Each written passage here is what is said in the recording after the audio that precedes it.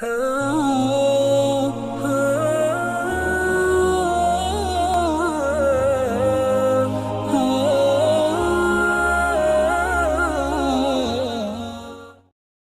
اللہ الرحمن الرحیم۔ شروع کرتا ہوں اللہ تعالیٰ کے نام سے جو بہت مہربان نہایت رحم کرنے والے ہیں۔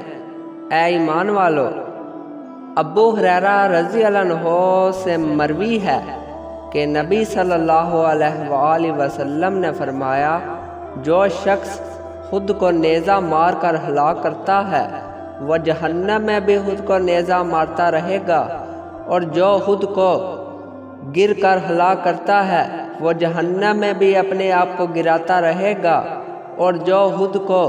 گر کر ہلاک کرتا ہے وہ جہنم میں بھی اپنے آپ کو گراتا رہے گا،